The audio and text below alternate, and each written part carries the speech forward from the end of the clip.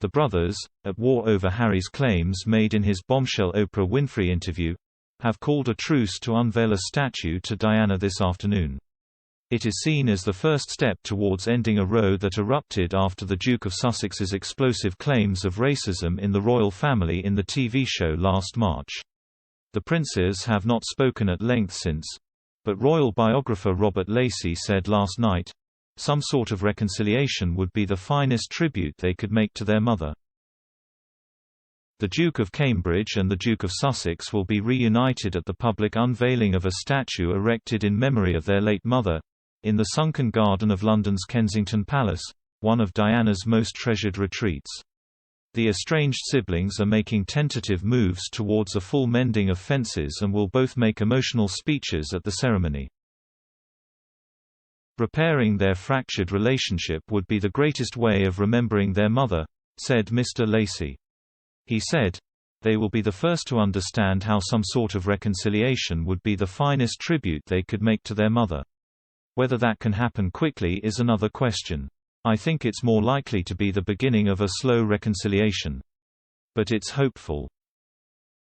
The princes are due to meet informally after the ceremony to discuss their row, which deepened following Harry's claims to U.S. chat show host Oprah Winfrey and later podcast accusations about suffocating life as a senior royal. Their father Prince Charles will be absent from both of today's meetings, increasing speculation that he is still seething after his youngest son's outbursts. It is not clear if they will be joined by William's wife the Duchess of Cambridge, who previously has acted as peacemaker.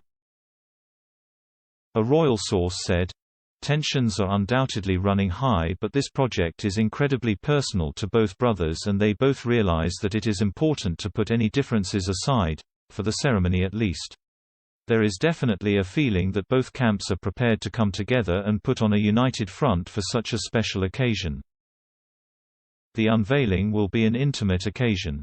Also due to attend are Diana's brother Earl Spencer and her older sisters Lady Sarah McCorquodale and Baroness Fellows, plus sculptor Ian Rank Broadley and garden designer Pip Morrison.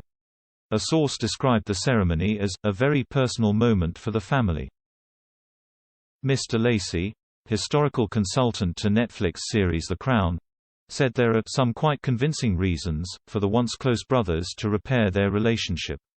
He continued, "Duchess of Sussex, Meghan is a successful actress and Harry does his work for charity. But at the end of the day their appeal, and hence their commercial appeal and commercial contracts they've got to live on, does depend on maintaining some sort of link with the royal family. On the other side, as William looks into the future of his monarchy, that he will take over and which is beginning to shape already, he doesn't want to exclude the only mixed-race members of the family from royal status or from being members of the family." Harry and Meghan are no longer working members of the family, but that doesn't stop them being blood members. The royal biographer highlighted the Queen's Platinum Jubilee next June as another milestone, saying the Queen will want the Duke and Duchess of Sussex on the balcony of Buckingham Palace alongside other members of the royal family. Mr Lacey said, "There are grounds for hope and I think the unveiling of Diana's statue will provide a first step. There are other milestones down the road. One objective we have to look at is next summer when we'll be celebrating 70 years of the Queen's monarchy.